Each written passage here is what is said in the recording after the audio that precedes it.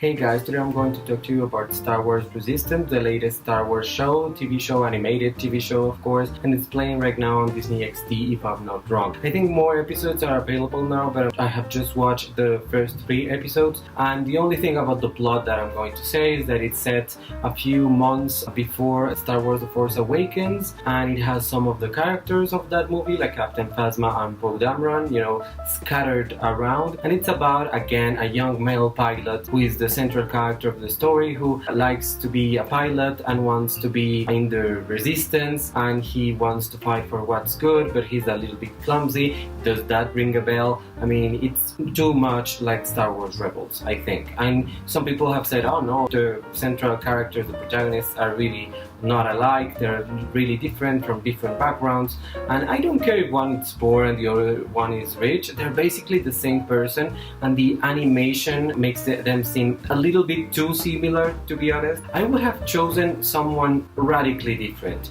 If not a woman, to be honest, I would have chosen a black character, a Latino character, an Asian character. It is a different universe. You can't have anyone being the character of this story. Why does it always have to be a white male? And I'm sorry if that seems to be a little bit too feministy or whatever from me, but come on, Disney. I mean, you cannot play it safe over and over and over and over and over and over again. They're playing it safe every single time, and whenever they don't play safe, they just drop the ball and they just don't see it through, which is what happened with Solo: A Star Wars Story. I think that's a really entertaining movie, but it was clear that they dropped the ball in the middle of the movie, changing directors and all of that. So you have this thing that it has potential, but it doesn't really realize it, which is kind of also what they did in Star Wars The Last Jedi. But I don't blame what happens on that movie only on that movie itself. I think The Force Awakens really didn't do anything for Star Wars. It was just a rehash, a copy of A New Hope, and that's my personal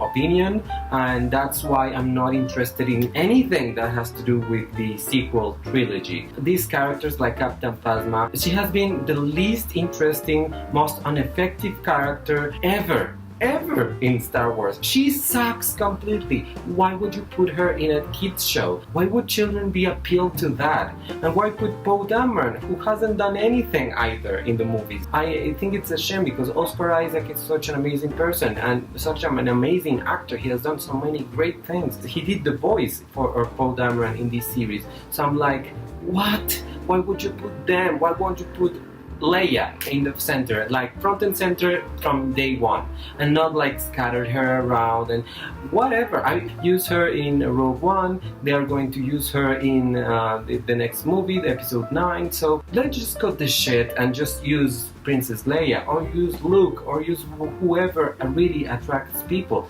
And let's not kid ourselves, these animated shows are actually seen to by young adults, and teenagers, not only by children from, I don't know, 8 to 14 or something. So I don't understand it, and it's repetitive.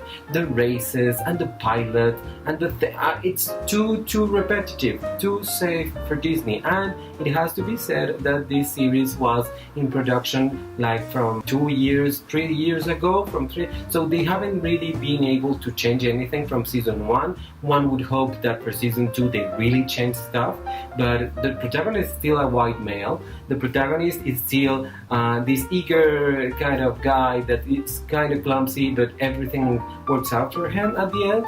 So it's kind of annoying, because it's always the same thing with Star Wars, and it's getting really annoying. I mean, I was really annoyed with Star Wars The Force Awakens like the 4th time that I saw it. The first time I saw it, I was like, oh my god, this is amazing. And then I realized it was a copy. I was really disappointed, and I cannot see that movie right now without thinking about it.